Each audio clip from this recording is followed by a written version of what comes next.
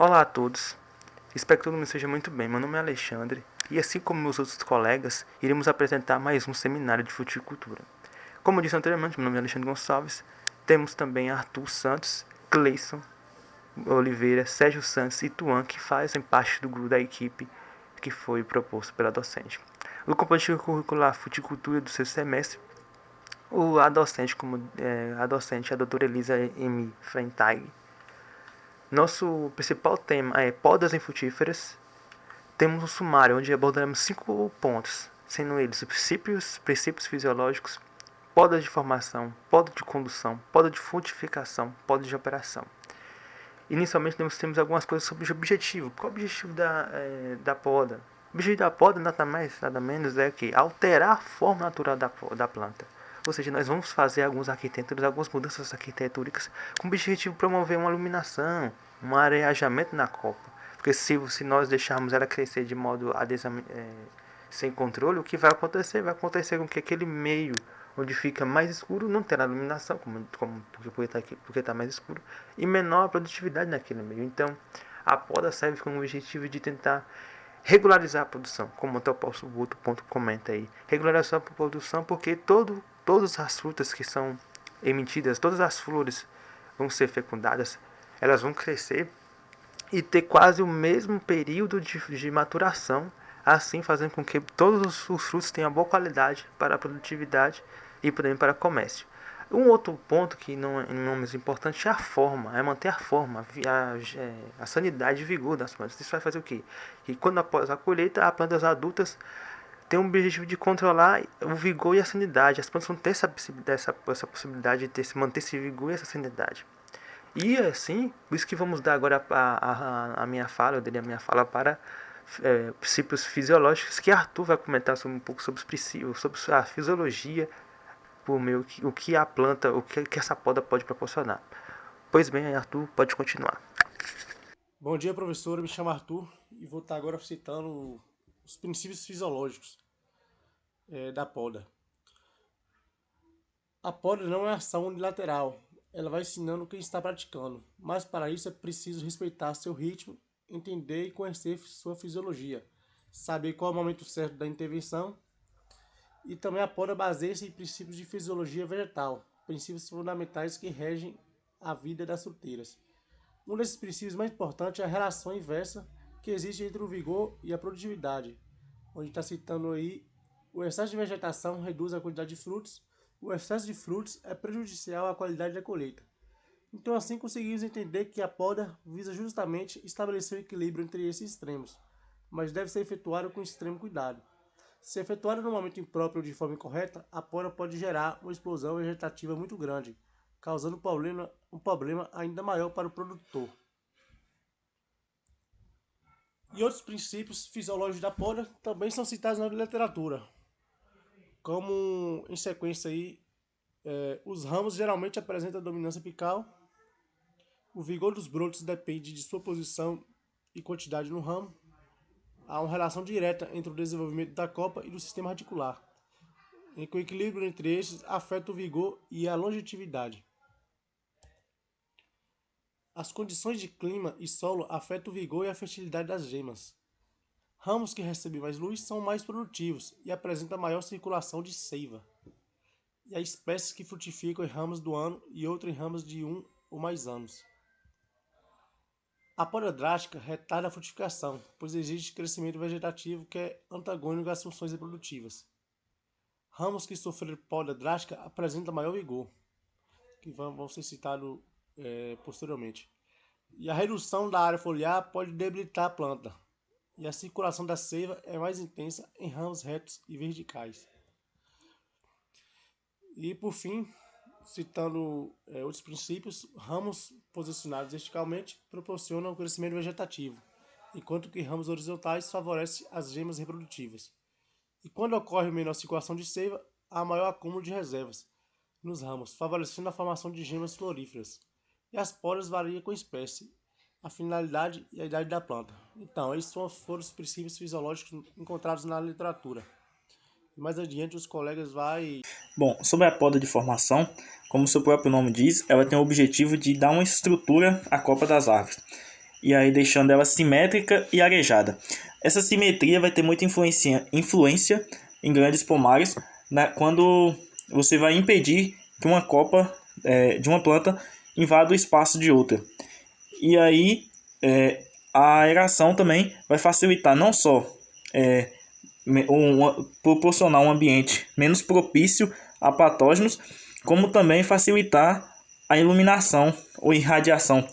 E assim, a partir do momento que há uma maior irradiação sobre essas plantas, sobre os galhos, vai aumentar assim a fotossíntese dessas plantas e consequentemente também melhorar o seu desenvolvimento. Além do mais, esse é um tipo de poda que facilita os tratos culturais, que vai fazer com que você predetermine o espaço que você vai utilizar e garante também uma maior resistência a essas plantas, principalmente pela questão que a partir do momento é uma poda que você faz retirando a gema apical, e aí vai fazer com que essa planta emita galhos laterais ou ramos laterais, dependendo da estrutura da planta, e com isso vai dar a ela uma estrutura melhor e assim também vai torná-la menos flexível. Essa é uma poda que é realizada durante os primeiros anos, logo após o plantio, e aí vai depender também de espécie para espécie. Ou seja, quando a espécie tem um ciclo menor, essa poda vai ser também um tempo menor, e quando essa espécie tem um ciclo maior, essa poda pode demorar um tempo mais. E ela vai priorizar principalmente o desenvolvimento vegetativo, ou seja, vai ser o momento que você vai determinar como que você quer que essa planta desenvolva, ou seja, orientar o crescimento, e aí também não só o crescimento na vertical, mas também na horizontal, e estruturando assim a distribuição desses galhos. E aí isso você vai fazer com que essa planta receba toda a luz e ventilação necessária para o total desenvolvimento. E aqui eu trago também alguns exemplos de como essa poda pode ser feita. Por exemplo, inicialmente você pode retirar toda a gema apical deixando só uma galha, e aí isso vai induzir a planta a emitir ramos laterais, e aí posteriormente você cortando a gema apical desses ramos vai emitir com que as plantas produzam outros ramos, e aí a gente pode chamar de secundários e terciários. E também a questão da ventilação, né? Que quando inicialmente as plantas vão ter, por si só, por sua estrutura fisiológica, elas já vão produzir folhas e galhos para que ela se desenvolva e produza, aumente o seu poder de fotossintético. E com isso vai começar a sombrear uns galhos sobre a outra. Aqui eu trago um exemplo de um tipo de poda para aeração que você retira alguns galhos que estão estrenhados no centro da copa, distribuindo assim os galhos que ficam e facilitando a iluminação sobre todos esses ramos. Mais uma vez aqui eu trago um exemplo que fica bem mais visível como que você pode fazer essa poda em frutíferas, e aí vai influenciar muito no tipo de frutífera que você está cultivando, se ela é uma arbórea ou uma arbustiva. E aí, por exemplo, na arbórea, você faz a primeira poda seria a retirada da gema apical, e aí vai influenciar a produzir ramos secundários ou ramos laterais, e aí a segunda, terceira e quarta poda em diante vai ser no mesmo sentido. A partir do momento que você retira a gema apical, vai induzir a produção de novos ramos. Quando se trata de plantas arbustivas, o contexto vai ser o mesmo. Retirando a gema apical, vai induzir os ramos laterais, e aí você vai distribuindo esses ramos de acordo com a sua predeterminação e o seu objetivo. E isso, mais uma vez, nos deixa bem claro assim, que a ação da poda em si é uma ação bem simples, mas vai ter uma grande influência do seu objetivo e do seu planejamento para que e de acordo com o que você quer. Muito obrigado, Sérgio, pela excelente partilha da poda de formação. Muito obrigado mesmo. Agora eu irei tentar explicar um pouquinho sobre a poda de condução. Ela é dividida em dois grupos, as formas livres e apoiadas. Isso vai variar desde a espécie, desde a variedade, desde a região onde estamos localizados, e entre outros pontos também que você detalhado que tipo de formas essa poda vai ser conduzida, tá? Assim, nós temos a primeira, que é as formas livres, especialmente a de vaso. Por que de vaso? Porque, como podemos ver nessa imagem, espero que seja bem visível, que é uma formato de vaso, onde aqui tem 50 centímetros de altura até o ramo, até os principais ramos, tá? E aqui nós vemos também que existe um ângulo de 30 graus se formos realizar aqui pegar um, um objeto que possibilita o ângulo. E aí podemos visualizar também que ela é dividida especialmente em 3 a 5 ramos, 6 ramos. Elas têm possibilidade de ser vigorosas ou não. E isso vai depender muito de todos os fatores que nós estudamos em todos os momentos. Desde o clima, desde a região onde estamos, desde o fenótipo, desde o genótipo. Isso tendo a ser atuado em vários pontos aí. Mas de forma geral, como até eles falam aqui, também são chamadas de pernadas. Deverão estar sempre distribuídas, equicitantes e vigorosas e não devem ser inseridas no mesmo ponto. Então, podemos visualizar nesse ponto aqui esses vasos, onde é o formato de vaso mesmo, com esse distanciamento dos ramos principais até o solo de 50 centímetros e com um tronco baixo, como até o próprio texto aqui acima diz. Isso aqui é um exemplo de uma condução de pessegueiro, do pêssego, e podemos ver várias formas aí, né, do pêssego em momentos. E aqui a gente pode ver até um pouco menor.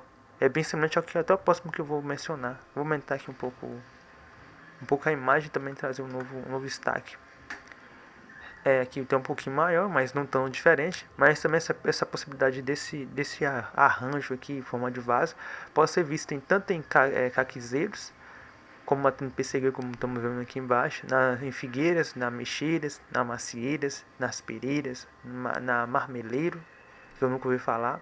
Então são vários pontos aqui que temos características dessa forma livre em vaso. Além disso, nós temos o de taça, que parece uma taça mesmo, taça de... Se você gosta de vinho, também taça de cerveja.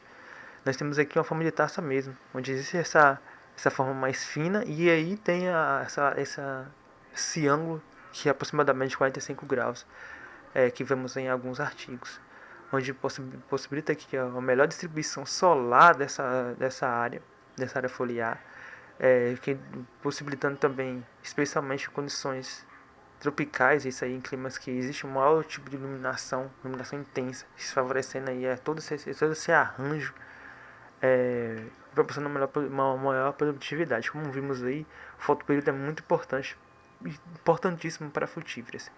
A goiabeira, eu acabei, não me recordo se era, eu não me recordo mesmo se era tipo de ciclo longo ou ciclo curto. Mas como podemos ver aqui, se está essa distribuição de arranjo, provavelmente é uma planta que está ou é médio ou é até a de longo ciclo.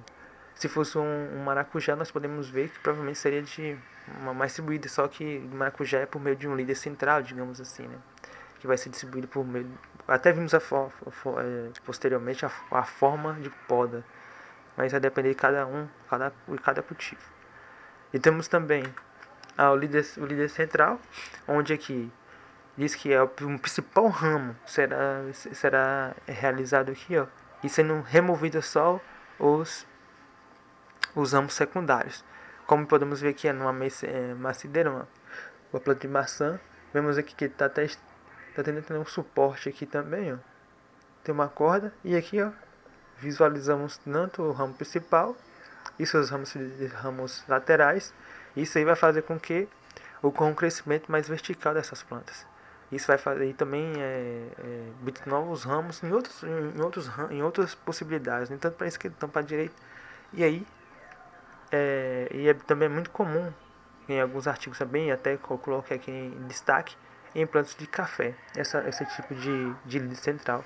Mas claro que vai depender de cada situação e de cada arranjo que você deseja fazer. Além disso, temos outra forma livre, que é a guiada modificada, onde podemos ver aqui que é uma mistura de líder, você vê, é uma condição de um líder central e um vaso, onde podemos ver característicamente aqui, bem simples, Nós podemos aqui provavelmente entre 50 centímetros de distância do tronco dos ramos principais até, nós temos o ramo principal até o solo, e vemos aqui o ramo principal chegando até uma determinada altura, e vemos ramos laterais aqui para a esquerda e para a direita, mais verticais. Como também isso vai fazer com que seja conservada as características espontâneas do crescimento das aves como tronco, se prolongado até acima das pernadas principais da formação. Isso aí vai possibilitar uma melhor disponibilidade de iluminação também e ajudando na maior produtividade. Isso vai depender, como eu falei, eu acho que estou sendo até repetitivo, né? Vai depender muito do que você deseja realizar. É muito característico de cada região. E temos acho que esse é o último aí, que é as formas livres, que é por meio da condução em forma de V ou de Y. É muito comum nós visualizarmos isso. E aqui vimos até um exemplo do pessegueiro, está sendo até comum, né? A gente fala muito sobre pessegueiro, mas também eu já vi isso aqui muito em algumas vezes em uva, que é muito utilizado essa forma de V. E assim, é a variação da condução em vaso, ou seja, uma variação entre um e com o outro, pois a planta também se desenvolve sem um tronco central, ou seja, é uma forma de V, é uma forma de vaso, e não vai ter o ramo principal como principal característica, e sim vai ser mais ramos laterais, verticais, deixando assim apenas as duas pernadas apostas uma a outra, ou seja, aqui ó, a pernada 1 e a pernada 2 ali, ó. Visualizamos por meio dessa figueira. E é muito bonito nós andarmos por isso, porque ó, uma distribuição de luz vai ser possibilitada numa iluminação, especialmente em plantas que em pessegueiro, onde lá está no sul, e aí são provavelmente de dias médios a curtos, né?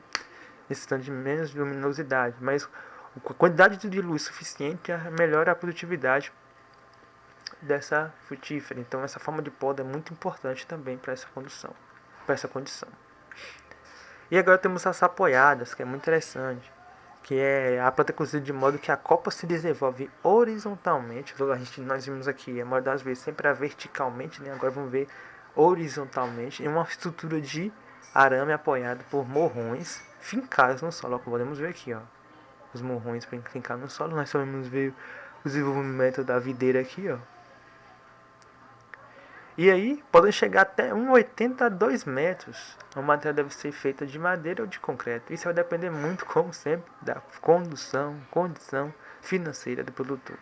E aí, essa forma de apoiar é latada, caramanchão ou pergola. Então, são formas aí, mesmo tendo nomes diferentes um do outro, principalmente, provavelmente por conta da região. Mas aí o objetivo dela é a maior condição e também a melhor formação de podas, né? Desculpe. Temos aqui também a segunda, que é a famosa apoiadas, a espaldeira, onde podemos ver a planta conduzida verticalmente, ou novamente voltando verticalmente. A apoiada é uma estrutura similar a uma cerca, como podemos ver. Inicialmente são colocados postes forçados na extremidade da espaldeira, chamadas de cabeceiras, podendo estes ser de madeira ou de concreto, enterradas numa profundidade de aproximadamente 40 centímetros. Nós podemos visualizar aqui, ó. Podemos ver outra videira com distribuição, provavelmente vai tomar corda para tentar também seu apoio, como até vimos um pouco no IF. Infelizmente não está bem conduzido, não está bem monitorado, mas de qualquer forma é um bom exemplo também até nós citarmos sobre isso. E que é forma vertical, como podemos visualizar, produzindo assim também a maior luminosidade, como também melhor produtividade posteriormente. E por fim temos a manjedoura. A manjedoura também é a forma de V, como podemos até visualizar, só que ela é a parte de cima, é mais superior. Como visualizamos lá na livre, a V pode ser características assim, mas nesse caso aqui, ó, nós podemos ver que é lá na parte superior, nesse caso, porque vemos o ramo principal aqui, e após temos esse arranjo que eles fazem aqui, com o objetivo de distribuição dos ramos secundários. Assim, é uma forma de condução derivada da espaldeira. Consiste em condução ao braço da videira na mesma forma que na espaldeira, em 1 metro do solo, ou seja, aqui é 1 metro de solo. Podemos visualizar esse arranjo posterior em cima, onde os ramos de produção são conduzidos inclinados e amarrados em fio de arame que estão inseridos em travessos em forma de veio. Exatamente como podemos visualizar nessa imagem a seguir, de uma videira novamente. Agora eu dou a fala ao meu amigo Tuan, que vai falar sobre a produção de as podas de frutificação. Então, a poda de frutificação, né? A poda de fruteira, como o próprio nome já diz, ele é realizado essencialmente nas fruteiras e tem como objetivo principal de preparar a planta, né, para a frutificação, que acaba mantendo uma quantidade de gemas que permita a obtenção de produtividades satisfatórias e regulares. Ela integra na retirada do excesso de ramos produtivos para estar obtendo o equilíbrio entre a vegetação e frutificação. Essa poda deve manter a planta dentro dos limites definidos pelo espaçamento, que acaba repartindo os fotoassimilados entre a vegetação e a produção de frutos. Ela é realizada durante a fase produtiva das plantas. A seleção dos ramos no momento da poda vai depender da sua posição e da sua qualidade. Porque um bom ramo frutífero ele deve se apresentar totalmente maduro, com a coloração marrom, a madeira lenhosa, até as gemas apicais. A distância normal dos entrenós são cilíndricos e com um diâmetro médio em torno de 8 a 12 milímetros. Então, alguns erros são cometidos na prática dessa poda de frutificação e são esses dois que eu acabei citando aqui, que na poda de frutificação, um dos erros mais comuns é deixar de realizar essa poda durante vários anos e depois voltar e fazer ela de forma severa nos anos subsequentes, porque aí pode resultar em alternância das safras, por conta do esgotamento das reservas e também do crescimento vegetativo intenso, levando então a uma redução na produtividade, né, consequentemente. Outro erro é a eliminação exagerada de ramos no interior ou na base da planta, porque quando faz isso, acaba prejudicando a produção e expondo os ramos secundários à insolação intensa, que causa fortes queimaduras. E assim, após a formação da planta, de um ano em ano, será realizada a poda de frutificação. Então, pode-se dizer que anualmente vai estar sendo realizada essa poda no seu período de frutificação. A primeira poda de produção ela vai ser feita no neto, como mostra nessa primeira imagem, que acaba fazendo essa poda, ela acaba forçando a brotação da gema mista, na gema fértil que vai produzir, que ela fica localizada no braço. Esse broto é o que vai trazer os cachos, onde vai iniciar a primeira brotação desse ramo. E aí, após cada produção, como eu disse anualmente, vai estar fazendo novamente a poda de frutificação, que aí acaba fazendo o encurtamento dos ramos que já produziram.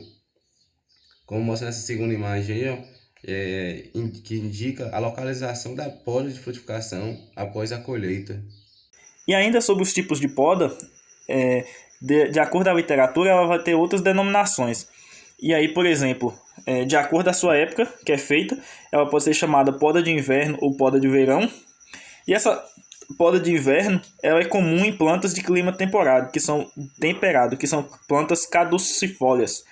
O que isso significa? Ou seja, são aquelas plantas que quando no outono perde suas folhas e entra em estado de dormência. E aí isso é uma estratégia da planta também, né? Porque ali no momento que ela entra no estado de dormência, ela vai reduzir o seu metabolismo e assim a ação de perder folhas vai também fazer com que ela reduza o seu gasto de energia. Esse tipo de poda pode ser feito para limpeza ou para frutificação, e aí isso vai influenciar, vai depender do tempo que vai ser feito, se vai ser no inverno ou na primavera. Ou seja, a poda de limpeza seria retirar os galhos, e aí principalmente quando a planta entra em dormência, ela vai ter um aspecto mais lignificado e um aspecto de galhos secos, e aí você pode escolher esses galhos quais que você quer retirar. E no início da primavera, quando ela iniciar o seu período que ela começar a reenverdecer, podemos dizer assim, né? Ou seja, que ela começar o seu desenvolvimento vegetativo de volta, você faz essa poda, e aí a partir do momento que você faz essa interferência, para a planta, ela vai subentender que ela precisa perpetuar sua espécie. Sendo assim, ela vai induzir a floração e a frutificação consequentemente. A poda de verão, ou poda verde, a diferença da poda de inverno, que ela é realizada quando a planta já está toda enverdecida, com seu período vegetativo já em desenvolvimento. E aí ela vai apresentar totalmente enfolhadas. Essa poda tem uma vantagem, que aí, de acordo o enfolhamento dessas plantas vai permitir que você seja mais criterioso de acordo com qual ramo você quer. Ou seja, mais uma vez, de acordo com o seu objetivo com a poda. E aí, a partir do momento que você tem a árvore ou a planta em si toda enverdecida, toda enfolhada, você vai poder escolher quais os galhos que estão dificultando a penetração de luz, e assim, a partir do momento que você retira ele, vai facilitar a irradiação sobre a planta, sobre os galhos que tiver sobreposto. E principalmente também a partir do momento que você retira certos galhos escolhidos, vai induzir essa planta a canalizar essa energia para os galhos remanescentes. E aí vai melhorar assim, a qualidade dos frutos. Esse tipo de poda verde também é uma técnica muito utilizada em diversas frutíferas com a finalidade de deslocar a época de colheita. Como assim? Quando a planta passa o seu período de colheita, que geralmente a maioria tem um período pré-determinado para florescer e frutificar, ou seja, aí a gente pode dizer que é o período de safra. Essa poda é feita no período entre safra. E aí, mais uma vez, como eu disse anteriormente, a partir do momento que você faz essa poda, e aí você vai tirar as gemas apicais desses galhos, vai induzir a planta a entrar no sistema, num período, sair do período vegetativo e entrar no período de reprodução. Porque assim, como a gente sabe, né, todas as plantas em si, os vegetais em si, eles têm muita teoria, já é uma coisa dos próprios vegetais, da fisiologia do vegetal, que é aquela de nascer, crescer, perpetuar a espécie e morrer. Então, a partir do momento que você inicia essa poda, vai transparecer para a planta que ela precisa perpetuar a sua espécie. Ou seja, ela vai florescer e frutificar. E aí vai permitir a você fazer uma colheita no período entre safra, ou seja, de acordo com o período planejado. E aí é muito utilizado para planejar ali no período que tiver alta demanda e pouca oferta desse fruto no mercado. E aí vai ocasionar, consequentemente, uma colheita num período muito mais lucrativo financeiramente para o produtor. Dando continuidade com o meu amigo Sérgio acaba comentando sobre as principais podas dependendo da estação do ano, digamos assim. Agora vamos chegar sobre a intensidade da poda também, porque vai ter duas formas de podas que podem ser utilizadas aqui em frutíferas, especialmente a drástica e a poda de renovação. Cada um vai diferenciar sua metodologia e seu objetivo final. A poda drástica, por exemplo, ela existe com que nós removemos até o tronco ou principais ramos, com o objetivo de fazer uma reformação mesmo, uma renovação, dar uma renovada naquela área, ou naquela planta.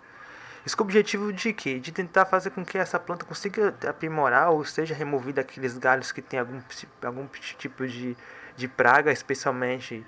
Um exemplo muito claro disso, que vimos também no IF baiano, que a própria docente mencionou para nós, foi o ninho de passarinho, onde ele consegue, onde essa praga, por meio de suas sementes, acaba sendo muito atrativa para esses pássaros, que acaba carregando para outras árvores, que acabam sendo germinadas, digamos assim, e aí cria aqueles ramos. Nós pensamos, assim, as pessoas mais leigas pensam que é algo que seja bom, ou que a planta está revigorando. Mas se formos perceber a folha e como que ocorre esse brotamento, né, entre aspas, nós conseguimos identificar que ali não é a planta em si, não é a frutífera em si que está produzindo, e sim uma praga. Uma praga que é uma planta, digamos assim, né? Então nós conseguimos identificar aí que essas podas drásticas servem para isso, com o objetivo de remover não só aqueles troncos que estão contaminados por alguma doença, como também algum tipo de praga. Então é muito importante a gente tentar, ou até, por exemplo, tem aquelas mortes dos ponteiros, que pode ser por forma natural, ou também por forma até de fungos ou bactérias. Mas de modo geral, essa poda drástica nos ajuda a ter essa mudança. Até falei da parte da arquitetura principal da planta, como a gente até mencionei do tronco. E até vemos aí na goiabeira e na videira. Podemos ver aqui, ó, que foi cortes drásticos nos ramos principais, tá vendo? Nos 4 ramos principais. Eles foram deixaram só aqui provavelmente 40 centímetros. E aí removeu essa poda. Fez essa poda. E aqui vemos também na videira. Ocorre essa poda também. Com o objetivo de dar aquela renovação ou até remover aqueles maus organismos que estão presentes. Além da poda drástica, nós também temos a poda de renovação. O objetivo é tentar fazer com que essa planta consiga prosperar produtivamente. Quando existe um caimento de produtividade dessas frutíferas, o objetivo é tentar fazer essas podas para que possam surgir novos brotos. Esses novos brotos vão produzindo mais flores, e essas flores vão produzir os frutos. E assim, e com a ajuda também até aqui, ó, nós podemos ver, por meio desse pessegueiro, conduzido pelo líder central, como a gente até mencionou por eu mesmo, como funciona. E aí nós identificamos, ó, o antes. A imagem não é a melhor, mas acho que dá para compreender da melhor forma possível. Existe aqui toda essa copa, essa remoção dessa copa, deixando esse esqueletamento, né? Só o ramo principal terá continuidade e exclusão dos ramos secundários, como podemos até ver, ó. E o objetivo aqui é tentar renovar e possibilitar uma maior produtividade, porque às vezes nós temos até aqueles plantas de laranja ou de manga em casa e a gente pensa assim, não, aquele ali não vai produzir. Ou que a gente, se nós soubéssemos, ou se as pessoas soubessem de modo geral, é só fazer uma poda. Não poda desordeira, né, digamos assim, mas aquelas podas que são pontuais, que vão te ajudar a produzir novos ramos, que vão produzir novas flores e assim produzir novos frutos. Então o objetivo da poda, nesse caso aqui, no drástico, é remoção de contaminantes ou de outras coisas que nós não queremos mais, ou até da própria planta que a gente está querendo dar uma renovada muito mais drástica. Ou aqui também essa renovação mais pontual, mais contida, e com o objetivo de tentar não tirar a arquitetura principal da planta. E assim eu termino essa parte e entrego agora para o meu amigo Cleison. Olá a todos, me chamo Cleison Oliveira e a partir desse ponto vou tentar exemplificar alguns dos principais tipos de podas recomendados para a fruticultura. De imediato, foram exemplificados 8 tipos de podas, com diferentes objetivos, aos quais podemos atá-las. A primeira é exemplificamente a supressão e encurtamento dos ramos, a segunda é a desbrota, a terceira é o esladroamento, a quarta é a desfolha, a quinta a desponte, a sexta o desnetamento, a sétima o raleio de fruto ou desbaste e o oitavo o raleio de flores ou botões florais.